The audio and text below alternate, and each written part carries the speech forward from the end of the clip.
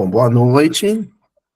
Vamos iniciar então mais uma reunião do nosso miudinho, nosso estudo minucioso do Evangelho de Jesus. Nós estudamos o livro de Mateus. Estamos no capítulo 17 do livro de Mateus. E na fase final dessa passagem, né, que algumas traduções intitulam o endemoniado epilético, outras o endemoniado lunático. Nós estamos no versículo 22 da passagem, portanto, um fechamento. Queria falar um pouquinho sobre esse fechamento, né? Porque até o versículo 21, a passagem ela se concentrava na relação entre o pai de um enfermo, de um jovem enfermo, que tinha uma enfermidade psíquica, e um grupo de espíritos que se aproveitava da fragilidade psíquica do jovem para assediá-lo, né? A trama girou em torno deles. Aos poucos, a trama se deslocou para a relação de Jesus com os discípulos. E aí, na hora que ela se deslocou para a relação de Jesus com os discípulos, né, as orientações de Jesus, indicando qual era o ponto de fragilidade dos discípulos, a razão pela qual eles não haviam conseguido socorrer aquela, né? Então, há uma outra guinada, que são dois versículos finais, né, esses versículos finais, que é para a relação de Jesus com o próprio mundo espiritual, né? Lembrando que ao estar encarnado, Jesus estabelece uma relação ambígua, aliás, ambíguo não é bem o termo, uma relação dupla, né? Ele se relacionava com os encarnados, mas também se relacionava com os desencarnados, porque Jesus tinha a chamada dupla vista. Ele era um encarnado que via os dois planos simultaneamente. Imaginem isso. No final da carreira mediúnica do Chico, há fortes indícios de que o Chico também já mantinha uma dupla vista, né? Porque era comum o Chico, às vezes, começar a conversar com um encarnado e perguntar para a pessoa se ela estava encarnada ou desencarnada.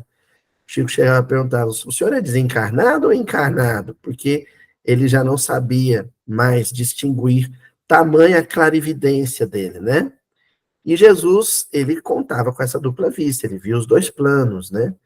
Então, o versículo 22 em diante, o fechamento dessa passagem, vai tratar especificamente dessa relação de Jesus com o plano espiritual, com os desencarnados.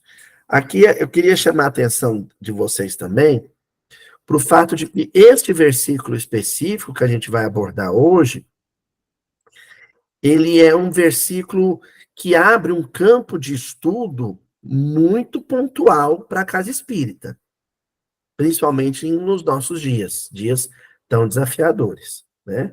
Mas na hora que eu assinalar aqui qual o fragmento do versículo que nós vamos explorar, eu deixo isso mais claro, tá? Então, Mateus, capítulo 17, versículo 22, reunindo-se na Galileia, Jesus lhes disse, o Filho do Homem está para ser entregue nas mãos dos homens. Então, olha só a guinada, né, na narrativa da passagem. Começa com Jesus dialogando com o pai do menino, depois Jesus entabula um diálogo com os discípulos, e aí, num dado momento do diálogo, ele vira para os discípulos e dá a tal notícia bombástica, né, que ele deve ter adiado bastante para dar. O Filho do Homem está para ser entregue nas mãos dos homens. Então, gente, nós já estamos nessa altura do capítulo 17 do Evangelho de Mateus. O Evangelho de Mateus, muito embora a preocupação dele seja mais didática, pedagógica do que biográfica, ele segue um mínimo de sequência narrativa conforme a cronologia da vida de Jesus. Mais ou menos ele segue. Tanto que ele inicia com o evento do nascimento, do natalício de Jesus. Então, vocês já devem ter percebido que nós estamos caminhando para o desfecho da trama, né?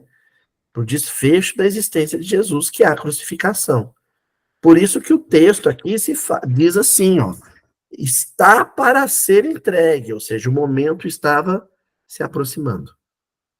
Entenderam? O que é esse ser entregue nas mãos dos homens? Aí eu destaquei, mãos dos homens. A mão, a palavra mão, na interpretação profunda do versículo bíblico, ela nos remete a realizações, às ações. Então, quando Jesus estendeu as mãos e Jesus tocou-lhe com as mãos, é as mãos do Cristo.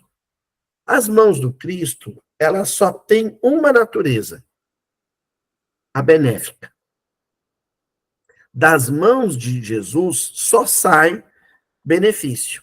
As mãos de Jesus só realizam o bem. Mas o nosso versículo de hoje faz referência às mãos dos homens. E aí a conversa muda de figura. Ao falar das mãos dos homens, nós temos aí a ambiguidade que a palavra homem carrega. As mãos podem se referir a realizações positivas, benéficas, salutares, amistosas, como podem se referir a realizações nocivas, a realizações antipáticas, a realizações maléficas. Mas Jesus está se referindo também ao seu sacrifício em função da perseguição.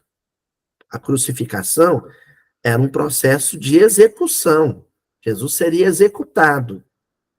Então, essas mãos dos homens aqui só pode se referir a tudo de pior que os homens poderiam realizar para com Jesus. Bom, sabendo disso, a gente tem que analisar o contexto da passagem. Nessa passagem, quando a gente pensa naquela categoria de personagem bíblico que a gente chama de adversários. Estão lembrados? Jesus, né? É o personagem central da narrativa bíblica. Nós temos a massa, o populacho, a turba. Nós temos os discípulos, seguidores de Jesus.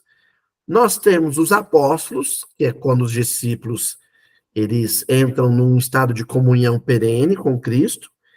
E temos a figura dos adversários.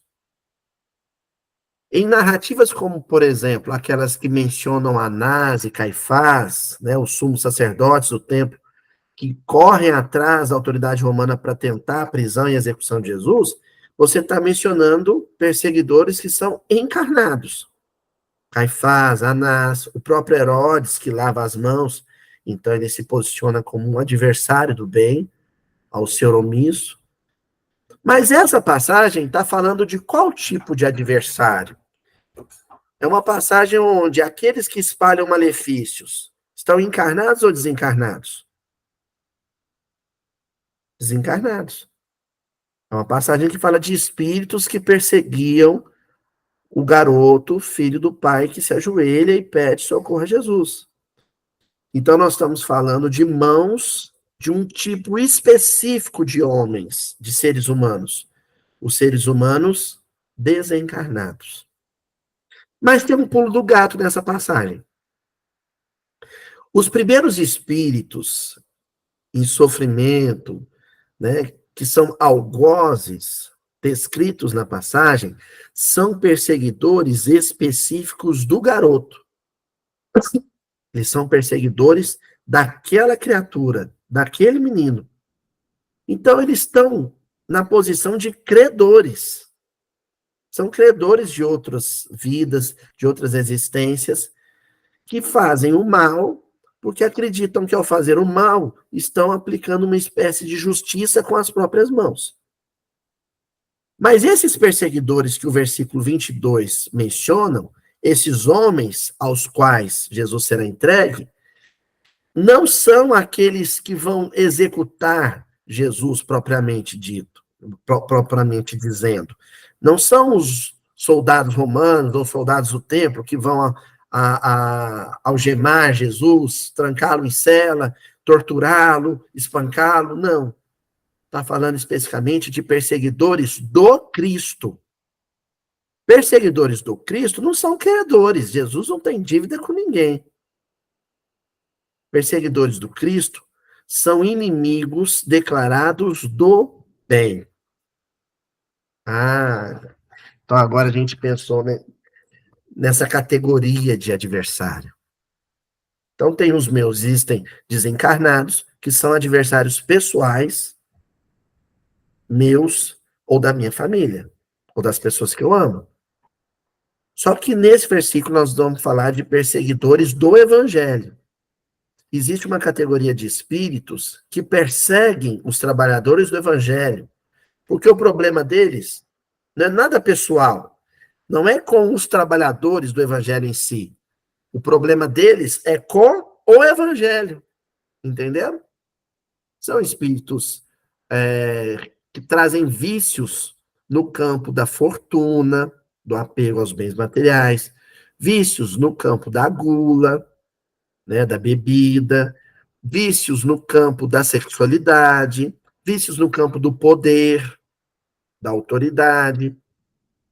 Então, esses espíritos, eles querem livre campo, livre acesso aos encarnados para usufruírem ainda de prazeres humanos com os quais eles não têm acesso direto mais, só por meio da mediação mediúnica, da intervenção mediúnica. Esses espíritos, eles contam ou querem sempre os encarnados envolvidos com o poder, com o dinheiro, com a sexualidade desgovernada. Para quê? Para, através dos encarnados, permanecerem usufruindo desse meio. Se o encarnado amadurece, se o encarnado desperta para as luzes do evangelho, eles conseguem escapar desse emaranhado, dessa teia de assédio. Então, cada casa espírita que existe, nós vamos falar especificamente do espiritismo, mas isso se amplia ao infinito, tá? Poderia estar falando de igrejas, poderia estar falando de templos budistas, mas nós vamos falar do espiritismo. Cada casa espírita que se abre, cada livro espírita que é publicado, cada palestra espírita que é proferida, cada aulinha de evangelização infantil que é ministrada, constitui um obstáculo ao trabalho desses vampiros, desses espíritos perseguidores do evangelho, espíritos comprometidos com o mal e adversários do bem. Entendeu? Então não há como eles estabelecerem um confronto direto com a figura de Jesus. Eles atuam, então, eles se movimentam, então, junto aos servos de Jesus, aos trabalhadores de Jesus. Tá claro isso, gente? Hoje nós vamos falar de um tipo de desencarnado em sofrimento que odeia muito o evangelho. Então, eles atuam, eles agem, eles se movimentam de maneira a desarticular as tarefas, as realizações de Jesus no campo da Boa Nova. Como eles não conseguem agir sobre Jesus e os seus prepostos, né? Não conseguem agir sobre o Chico. Então, eles agem sobre o baixo clero, né, gente? Sobre o soldado raso. É aí que eles tentam barrar o avanço do bem e a renovação do planeta. Certinho? Pois bem, eu trouxe para a gente refletir sobre essa questão uma lição, capítulo 40 do livro Contos e Apólogos. Nós vamos trabalhar só com essa lição, intitulada Nos Domínios da Sombra. Lembrando, gente, que o Humberto de Campos, ele produz dois tipos de narrativas, né? A narrativa verídica, são entrevistas, apólogos, aliás, apólogos não, são entrevistas,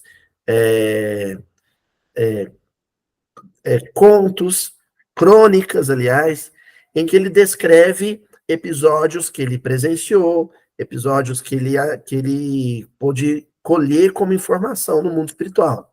Mas existem os apólogos, existem os contos que são ficcionais, né? Aí são ficções que ele cria. Essa historinha que a gente vai ver hoje, ela não aconteceu de fato. Não, pelo menos, esta que Humberto Campos narra, que o irmão X narra. É uma criação ficcional do gênio literário que a gente chama de irmão X, Humberto Campos. Mas bem que ela podia ter existido, bem que ela podia ter acontecido. Não é impossível de que tenha acontecido algo parecido no mundo espiritual, tá? O objetivo de Humberto Campos, contudo, é alertar a gente para os perigos contidos nessa narrativa. Tá bom? Vamos lá, então?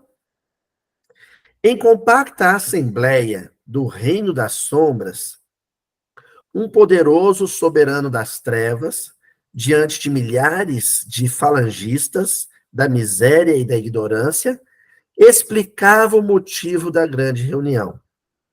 O espiritismo com Jesus, aclarando a mente humana, prejudicava os planos infernais. Então, vamos lá, o que eu sublinhei aqui para vocês entenderem? Quais as informações que a gente encontra já nesse parágrafo? Primeiro, existem ambientes de entrecruzamento vibratório que vibram, criando uma psicosfera escura, sombria, onde há uma aglutinação de pensamentos e emoções de baixo teor vibratório, de baixa qualidade, há uma alteração do campo vibratório em torno desses sentimentos e dessas ideias, criando uma psicosfera de sombra. Isso pode se estender de uma maneira inimaginável. Uma psicosfera constituída por um grupo de espíritos pode se estender dentro do espaço, por exemplo, de um domicílio, de uma casa, pode se estender no espaço de um quarteirão, pode se estender no espaço de uma cidade, pode se estender no tamanho de um país ou de um planeta. Depende do número de espíritos envolvidos nesse processo. Quais são os espíritos que esse parágrafo menciona? Primeiro, uma liderança, o chamado soberano das trevas. Então, gente, vamos parar de imaginar que um grupo de espíritos que vibram e pensam no mal, que atuam para o mal, que eles são desorganizados e baderneiros. Não são, não. São altamente organizados. Há pouco tempo eu vi uma matéria no jornal falando sobre o nível de organização dessas mega organizações de crime, do tráfico de drogas, por exemplo, como existe gerência, hierarquia, registros escritos e tudo mais. Esses espíritos encarnados, né, que organizam o crime dessa maneira, trazem esse senso de organização, vocês acham que de onde? Do mundo espiritual. Então, você tem uma liderança, espíritos que se destacam na ação infeliz, na ação maléfica, que se tornam líderes de quê? Falanges. Então, olha, milhares de falangistas. Você tinha um grupo que contava mais de 1000 espíritos sob a liderança desse ente maligno. Juntos, eles compunham uma psicosfera, que é aquilo que Humberto Campos está chamando de reino das sombras. Essa equipe de espíritos, né? Essa equipe não, foi um eufemismo aqui. Na verdade, é um exército, né? Uma legião, conforme a narrativa bíblica, né? Esses milhares de espíritos compromissados com o mal, sob a liderança desse soberano, juntos criavam um pequeno reino de escuridão e de sombra. Por quê? Todos sentiam e vibravam no mal, segundo os padrões do mal. Só que eles tinham um obstáculo. Eles tinham algo que impedia a expansão dessa psicosfera escura, desse reino de sombras, que é a atuação de Jesus por meio do Espiritismo. Olha só, a atuação de Jesus, quem age é Jesus, mas através, por intermédio do Espiritismo. E quando Humberto Campos menciona o Espiritismo aqui, nesse caso específico, ele está fazendo uma alusão ao movimento espírita, aos espíritas. Por que que o movimento espírita se torna um mecanismo de expansão da luz que emana do coração do Cristo? Porque ele liberta consciências. O Espiritismo, enquanto terceira revelação de Deus, segue o mesmo compromisso de Moisés, como representante da primeira revelação, Jesus como representante da segunda revelação. Moisés foi um libertador, a gente viu isso semana passada, não foi? Jesus foi um libertador, portanto, o Espiritismo também é um movimento de libertação. Se você torna uma consciência livre, ela não se escraviza a nada nem a ninguém. Ela escapa, portanto, dessa teia, desse emaranhado sombrio que Humberto Campos chamou aqui de reino das sombras. Porque é uma consciência livre. Tá claro até aqui, gente? Então, Humberto Campos vai narrar uma movimentação de um pequeno exército de espíritos sofredores que queriam prejudicar o trabalho do movimento espírita. Vamos ver o que rolou nessa reunião. Em toda parte na Terra, as criaturas começavam a raciocinar menos superficialmente. Então, esse processo de libertação do espiritismo traz, sabe o que para as consciências? Profundidade. Espíritos encarnados que atravessam sua existência atidos a superficialidades são aqueles que se envolvem com tudo aquilo que é transitório e passageiro. O poder no mundo é transitório e passageiro. A riqueza no mundo é transitória e passageira. O prazer físico é transitório e passageiro. Então, quem vive envolvido com essas questões, tendo-as como prioridade, é uma pessoa superficial. Quando o Espiritismo apresenta a imortalidade da alma como realidade única e absoluta, indestrutível, infindável, ele traz para a consciência uma profundidade nas emoções e no raciocínio. Você passa a sentir e pensar tudo aquilo que tem densidade espiritual, que é profundo e denso. Isso prejudicava o trabalho das sombras. Porque as sombras, escutem isso que eu vou dizer, gente. Os espíritos sombrios, e quando eu digo espíritos sombrios, é porque é a condição, é um momento, eles vão se iluminar também. Isso é destino de toda criatura. Mas no momento, cultuam as sombras. Os espíritos sombrios, eles agem em cima das nossas superficialidades. Vou repetir. O pessoal da internet adora que eles escrevem. Os espíritos sombrios atuam, agem em cima das nossas superficialidades. Brigar na fila do supermercado é um ato superficial.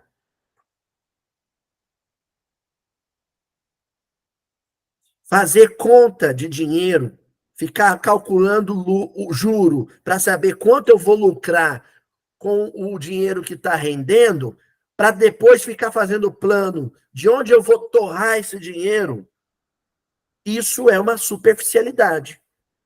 É uma manifestação de superficialidade. O prazer sexual fortuito, sem vínculo afetivo, é uma manifestação de superficialidade. O prazer dado pela comida e pela bebida, por exemplo, pela bebida alcoólica, é uma manifestação, uma expressão de superficialidade humana.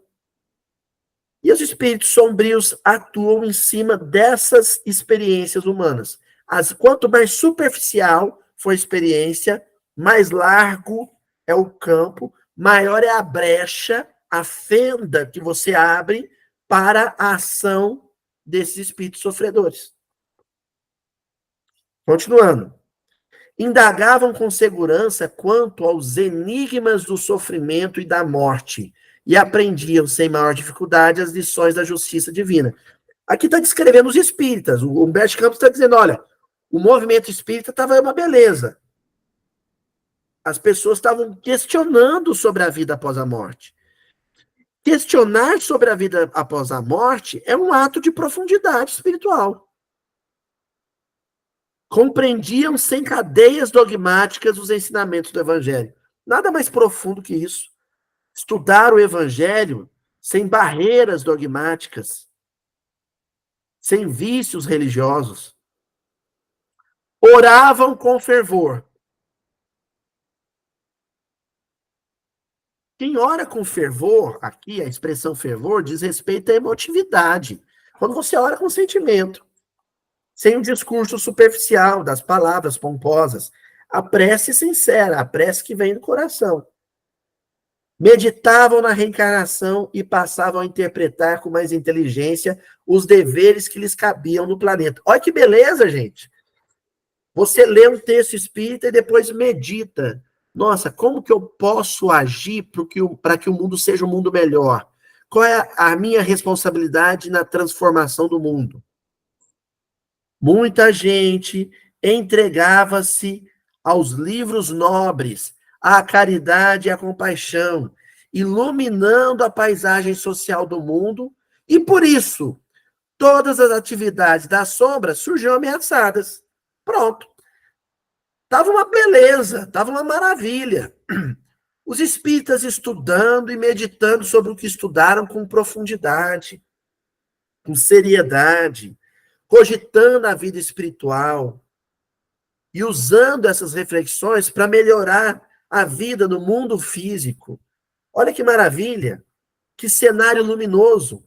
Vocês acham que um espírito comprometido com o mal vai assistir isso de braços cruzados? Não, não vai. Esses grupos começam a fazer os seguintes questionamentos. Que fazer para conjurar o perigo? O que fazer para barrar a luz? Para conter a luz? O que fazer para prejudicar o trabalho da luz? E pediu, o soberano, para que os seus assessores apresentassem sugestões. Então, o líder da falange, o líder ali do pequeno exército de espíritos sombrios, falou para eles, olha, não podemos deixar a luz brilhar como está brilhando. O que a gente pode fazer para prejudicar esse trabalho? Para espalhar a escuridão? Olha só, gente. Humberto Campos criou uma narrativa ficcional, mas para alertar quanto àquilo que de fato acontece. Então, quando você abraça uma tarefa e nós estamos plenamente convictos da importância de uma tarefa como essa que a gente realiza, e isso eu estendo essa convicção a todos os que acompanham o nosso estudo e que mantêm grupos de estudo do Evangelho, né? Em Santa Catarina, Rio Grande do Sul, Pernambuco, Sergipe, Manaus, fora do Brasil, né? Meu amigo Felipe está vindo lá de Portugal agora e vai visitar a gente em Brasília, no encontro dos NEPs, dos Núcleos de Estudo e Pesquisa do Evangelho. Quer dizer, é um movimento de luz. O movimento de estudo do Evangelho, o movimento do Evangelho Redivivo na FEB, o movimento de estudo minucioso do Evangelho aqui em Minas, o movimento dos NEPs, os Núcleos de Estudo e Pesquisa do Evangelho, em várias casas espíritas, é um movimento de luz. É claro que haverá movimentações sombrias no intuito de prejudicar esse trabalho. É claro que trabalhos como o nosso vão sofrer assédios. E a gente tem que estar o tempo inteiro vigilante, consciente de que isso é possível. Tá bom?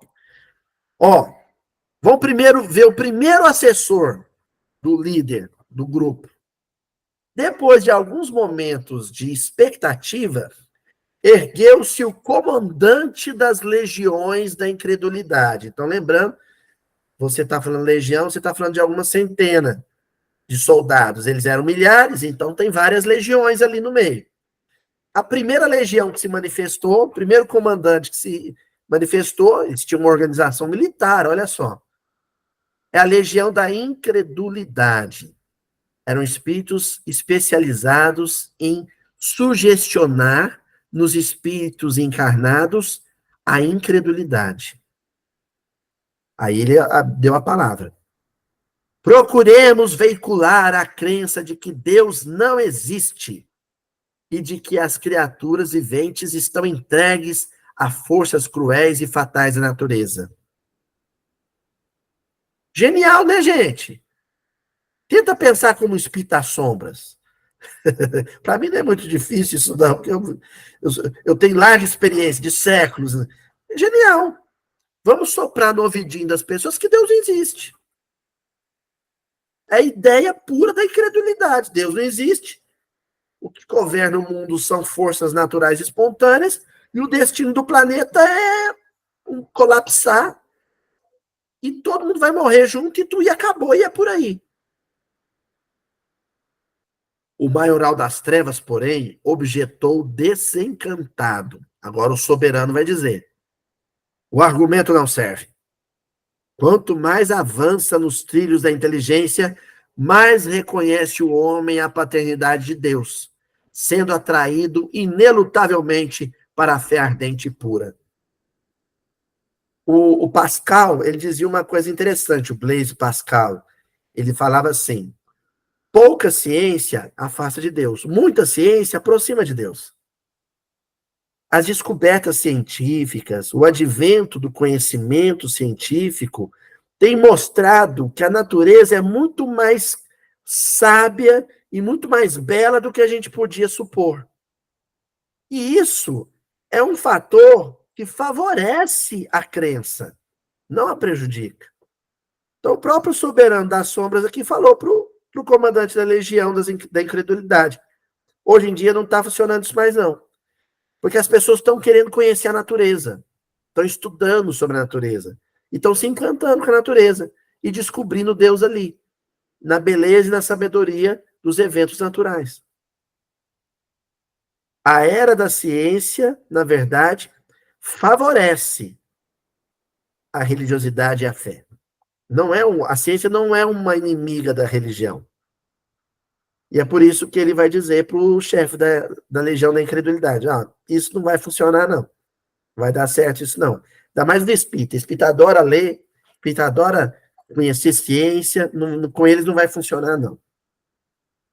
Aí surgiu o chefe de uma outra legião. Levantou-se, no entanto, o orientador das legiões da vaidade. Agora cai, né? Agora vai. Ainda mais vaidade. Espalharemos a notícia de que Jesus nada tem a ver com o espiritismo, que as manifestações dos desencarnados se resumem num caso fisiológico para as conclusões da ciência. E desnorteando os profitentes da renovadora doutrina, faremos com que gozem a vida no mundo, como melhor lhes pareça, sem qualquer obrigação para com o evangelho. Então eles iam atuar dizendo o seguinte: Jesus não tem nada a ver com o espiritismo não é cristão, o espiritismo é, na verdade, só uma filosofia, uma ciência, e, portanto, você não tem obrigação moral nenhuma, vínculo nenhum com a religião. Para a vaidade de muitos, isso vai ser uma beleza, porque é a religião que constantemente chama o espírita à realidade. O aspecto científico e o aspecto filosófico da doutrina espírita não fazem esse trabalho. Quem o tempo inteiro diz ao homem que ele é pequeno e que Deus é grande é a religião. Se você tira o aspecto religioso do espiritismo, essa relação de respeito a Deus desaparece. Você se torna autossuficiente, né? E nós não somos espiritualmente autossuficientes. Mas se você tira a religião da parada, se você tira Jesus da jogada, a ideia de autossuficiência faz com que você infle, com que você enche. Você vai ficando muito cheio de si, muito cheio de querer. O Rei das Sombras anuiu complacente. Sim, essa ilusão já foi muito importante. Contudo, há milhares de pessoas despertando para a verdade, na certeza de que as portas do sepulcro não se abririam para os vivos da terra sem a intervenção de Jesus. Aí o chefe das sombras fala para o chefe da legião da vaidade: acho que não vai funcionar, não, porque tem um negócio que chama as pessoas de volta para a crença e a religiosidade, que é a iminência da morte, que é a enfermidade grave. A pessoa pode até ficar um bom tempo só envolvida com os aspectos científicos e filosóficos e ignorando a religião, mas na hora que ele adoecer e tiver um diagnóstico médico grave, o estar às portas da morte faz com que ele exclame: meu Deus, meu Jesus, me socorre. Então não vai funcionar, esse plano de vocês não vai funcionar, não. Não vai dar certo, não. Notem bem, gente, a ideia era desarticular todo o movimento espírita. Claro, um ou outro cai. Um ou outro vai cair nessa armadilha. Mas o que o mestre das sombras aqui está ponderando com o chefe da Legião da Vaidade é que isso não teria efeito sobre todo o movimento. Continuando. Agora sim, hein? Nesse ponto, o diretor das falanges da discórdia, agora sim, pôs-se de pé e clamou: o chefe da falange da discórdia. Sabemos que a força dos espíritas nasce das reuniões em que se congregam para a oração e para o aprendizado da vida espiritual, e nas quais tomam conta com os mensageiros da luz. Tomam contato com os mensageiros da luz. Assim sendo, assopraremos a cisânia entre os seguidores dessa bandeira transformadora, exagerando-lhes a noção da dignidade própria. Vamos semear discórdia.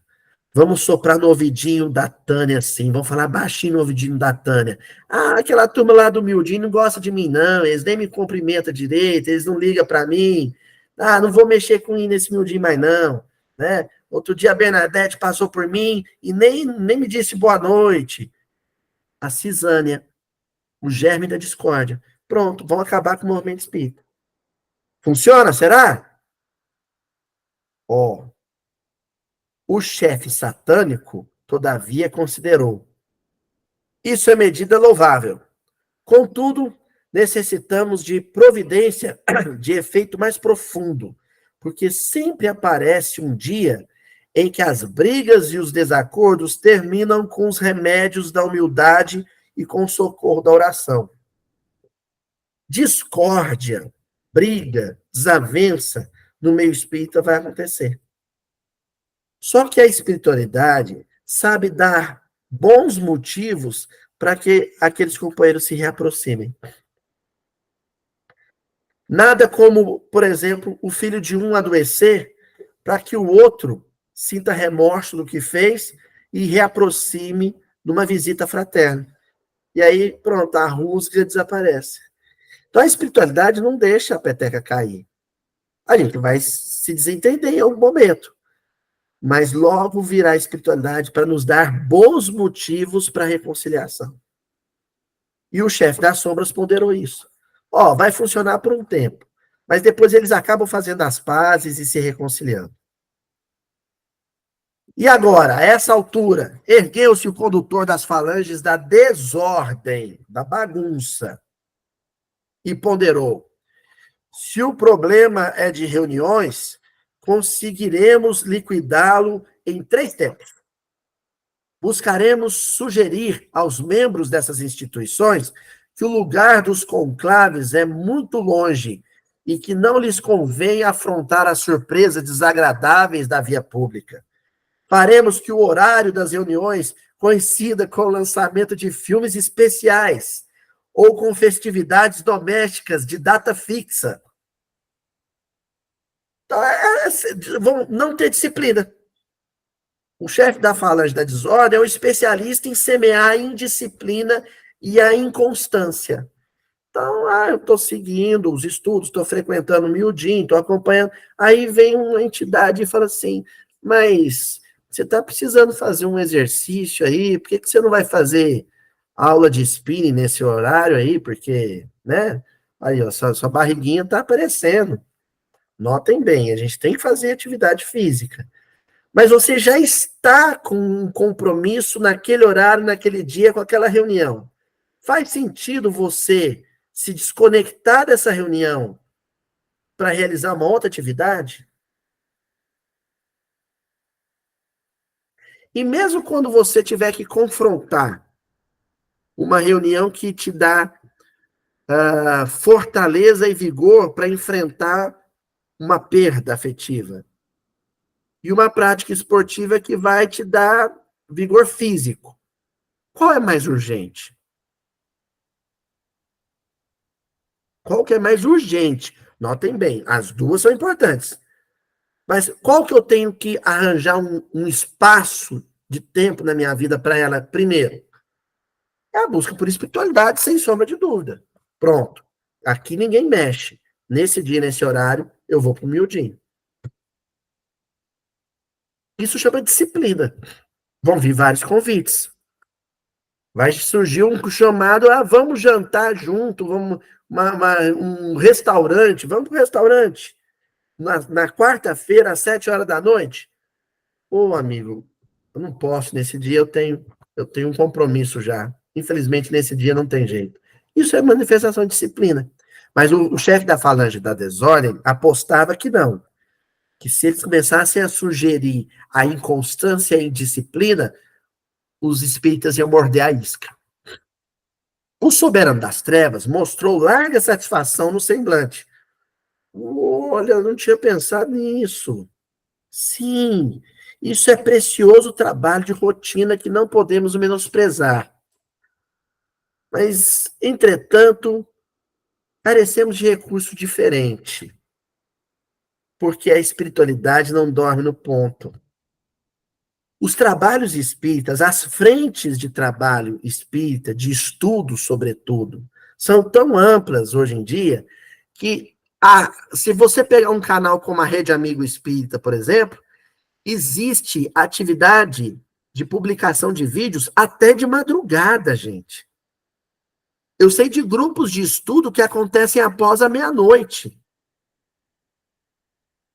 Então, a espiritualidade, atuando através dos encarnados, estão te oferecendo possibilidades de estudo em que só não estuda, por exemplo, quem não quer. Se você não puder, por exemplo, participar em termos de assistência fraterna dos trabalhos da nossa casa no sábado à tarde com o encontro de mães, você pode ir, por exemplo, no domingo à noite com a tia Adriana na ronda noturna. Só não trabalha quem não quer. Então, o chefe das sombras ponderou isso aí com o líder da falange da desordem. Olha, eu sei que eles são meio indisciplinados, mas a oferta de trabalho é tanta que o sujeito acaba se readequando a uma outra tarefa em algum momento. Só não pode ficar parado. E eles não vão ficar. Isso ponderou o chefe das sombras. Vocês estão vendo como é um sistema organizado?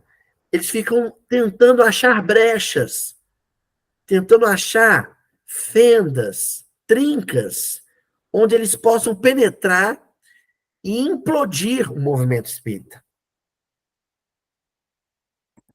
Bom, avançando.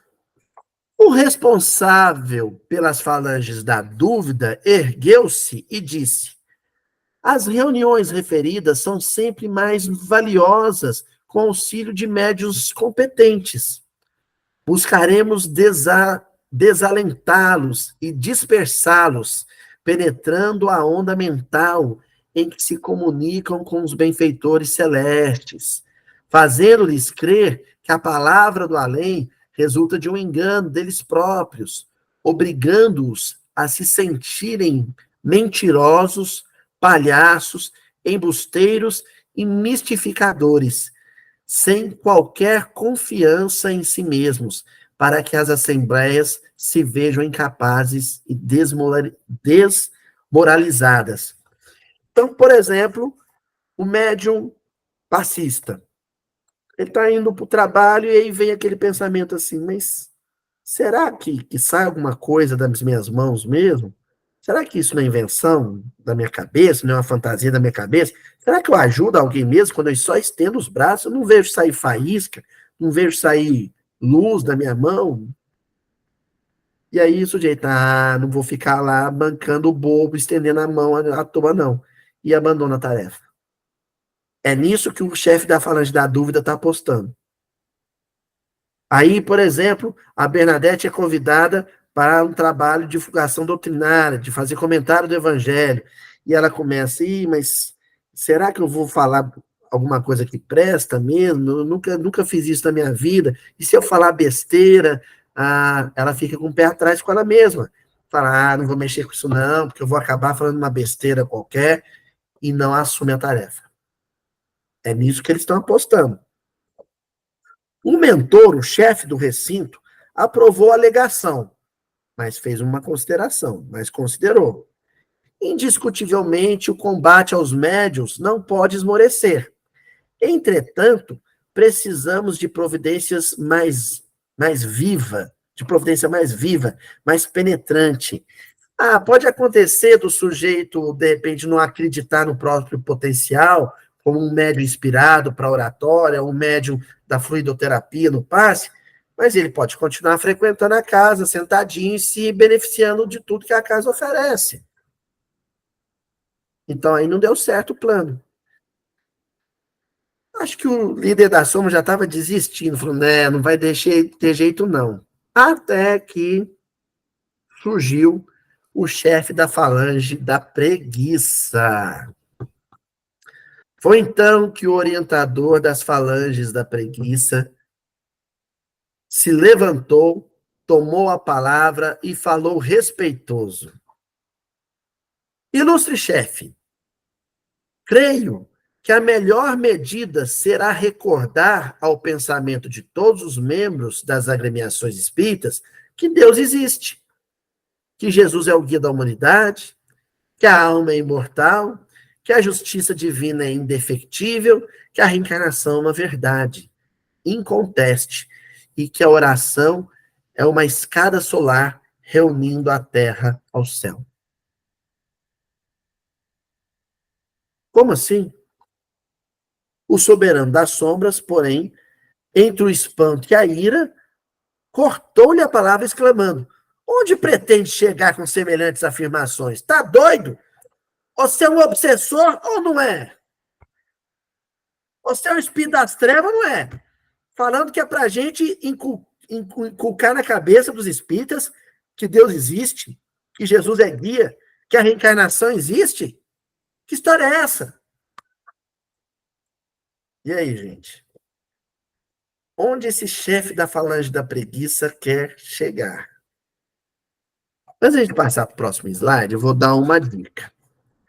Lá na questão 919 de O Livro dos Espíritos, começa com Kardec dizendo assim: qual é o meio mais eficaz para vencer o mal para fazer o bem vencer o mal, para não sucumbir ao mal.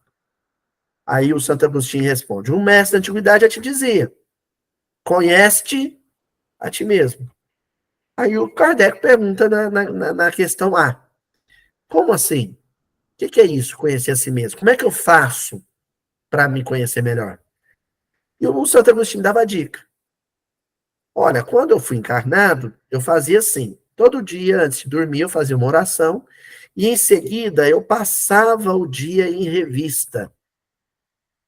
Eu começava a visitar cada hora, cada minuto do dia que estava terminando e examinava se eu havia prejudicado, feito mal para alguém. Por que eu estou lembrando a questão 919? Porque se vocês me perguntarem qual é o assunto, o tema da questão 919, eu vou responder. O tema é o trabalho. É uma outra forma de trabalho.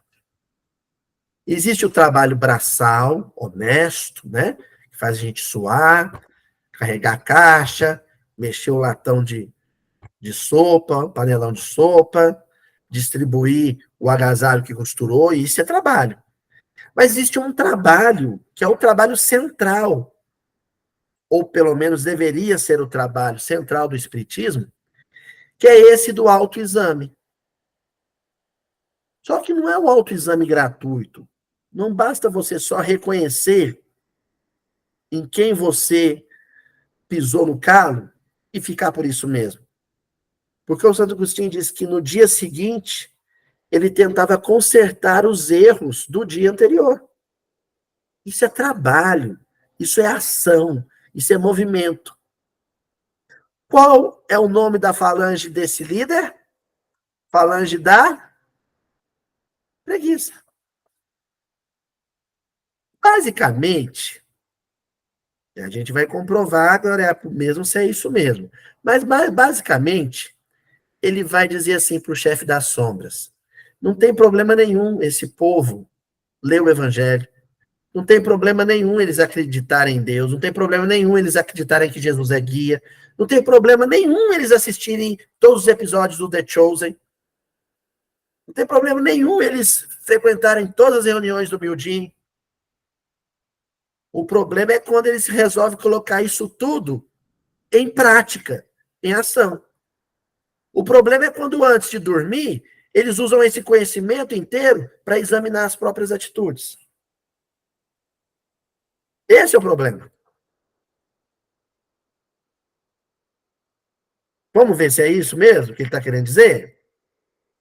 O comandante dos exércitos preguiçosos acrescentou sem perturbar-se: sim, diremos que o Espiritismo com Jesus, pedindo às almas encarnadas para que se regenerem, buscando o conhecimento superior e servindo à caridade, é de fato o roteiro da luz, mas que há tempo bastante para a redenção, que ninguém precisa incomodar-se, que as realizações edificantes, não efetuadas numa existência, podem ser atendidas em outras, que tudo deve permanecer agora como está, no íntimo de cada criatura, na carne, para vermos como ficarão depois da morte. Que a liberalidade do Senhor é incomensurável e que todos os serviços e reformas da consciência marcados para hoje podem ser transferidos para amanhã. Então funciona assim, ó. O Aloysio Elias, ele pega e fala assim: eu vou fazer uma oração e abrir ao acaso uma lição do André Luiz. Aí ele pega o sinal verde e abre o sinal verde.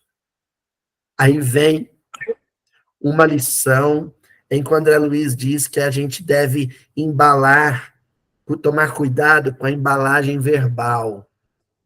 A gente tem que tomar cuidado com o grito, com a cólera, com a estupidez.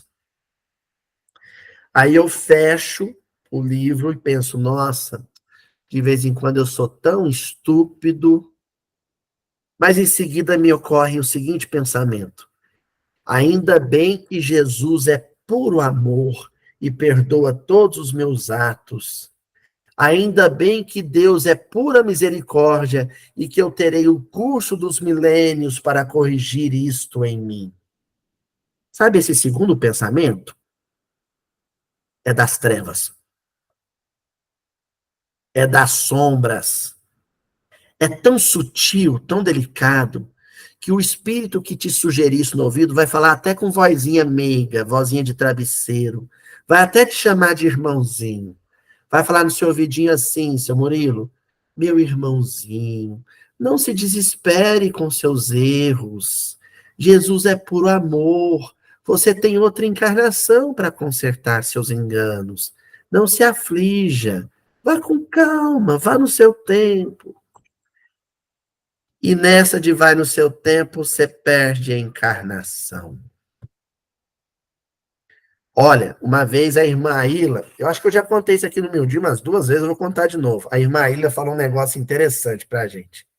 Ela falou assim: vocês espíritas, o mal de vocês. A Ilha, para quem não lembra, quem não conhece, a Ilha é aquela minha amiga freira. Ela é da Ordem Nova Jerusalém, freira católica. E ela falou assim: o problema de vocês espíritas é justamente acreditar na encarnação. Porque nós, católicos, a gente pensa, nossa, se eu não correr e perdoar o fulano hoje, pode ser que amanhã eu desencarne e eu vou para o inferno, porque eu não perdoei ele. Agora, vocês acreditando em encarnação, vocês pensam, hoje, por enquanto eu não dou conta de perdoar. É mais forte do que eu. Mas, graças a Deus, eu teria uma nova encarnação para a gente poder se reconciliar. Na próxima, eu faço isso. Hoje eu não dou conta. E aí, a Ilha disse, vocês vão deixando para a próxima, para a próxima, para a próxima, e não sai do lugar. Antes vocês não acreditassem em encarnação, mas considerassem o perdão, a reconciliação, a correção de um vício como uma urgência. Sintetizando a estratégia, a tática do exército da preguiça, e aqui nós estamos falando de uma preguiça moral, a tática é simples. Convencer os espíritas de que a reforma moral, de que a mudança de hábito, de que o perdão não é urgente. A reformulação do nosso caráter é uma questão urgente, imediata. Sabe para quando que é, Rafael? Para ontem. Não é para hoje, não, é para ontem. Nós estamos em déficit, em débito. Nós já reencarnamos com dívida. O que isso significa? Significa que o que era para ter sido feito na encarnação anterior, eu deixei para essa. Se eu deixar o que eu deixei de fazer na encarnação anterior para a próxima, o nome disso é procrastinação. Certo? Vou estar procrastinando, vou estar adiando alguma coisa que deveria ser realizada em caráter urgente, emergencial.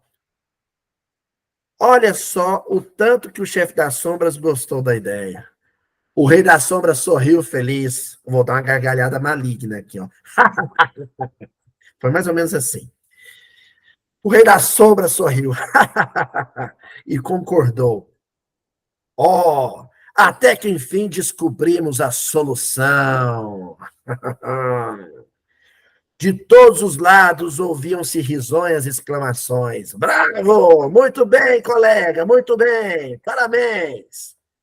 O argumento do astucioso condutor das falanges da inércia havia vencido. Falanges da inércia. Gente, sabe como eram conhecidos os seguidores de Jesus antes de Lucas sugerir que passássemos a sermos chamados de cristãos? Os homens do caminho. Ora, alguém que está no caminho necessariamente tem que fazer o quê? Caminhar. Se você está no caminho e cruza os braços e senta no meio-fio, você foi vítima do assédio das falanges da inércia. Elas encontraram em você campo fácil, vulnerabilidade espiritual. Então vamos ter cuidado com qualquer pensamento, qualquer ideia que nos sugestione o adiamento de realizações espirituais. Pedir perdão para alguém é algo que eu devo fazer hoje. Perdoar alguém que me magoou, me reconciliar com o desafeto, com alguém com quem eu rompi relações, é algo que eu tenho que fazer hoje.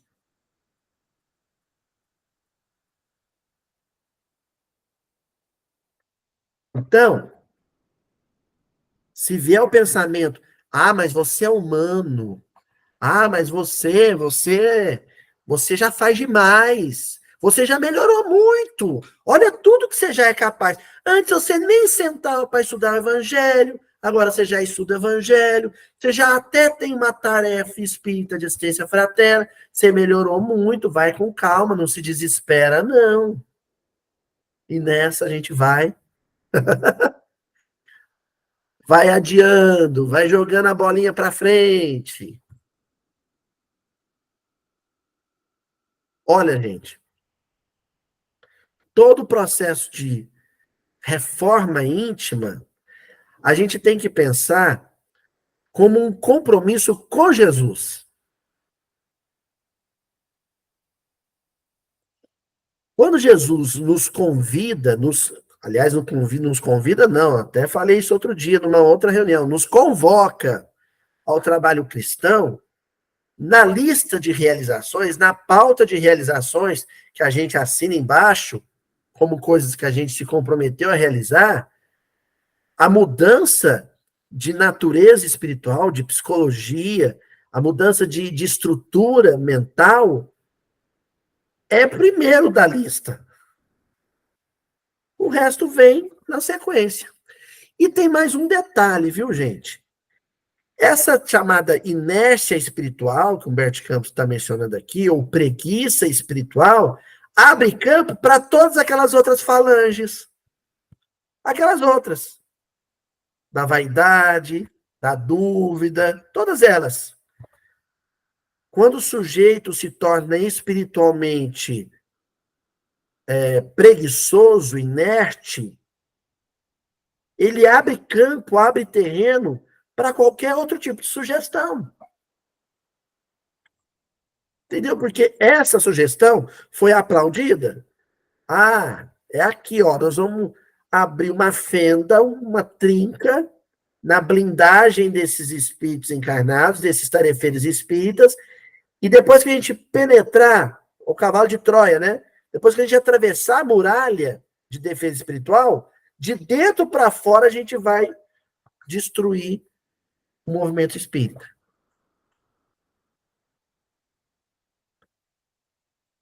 Eu não sou obrigado a fazer isso hoje, mas pelo menos consciente eu tenho que estar. Pelo menos quando vier essa ideia, eu tenho que balançar a cabeça e falar: opa, eu não vou fazer isso hoje porque eu não dou conta, mas eu estou errado de não fazer isso. Eu estou errado. Eu devia fazer. E devia ser hoje. Eu já estou atrasado para aquilo que eu tenho que realizar. Pelo menos aí é uma postura mais honesta.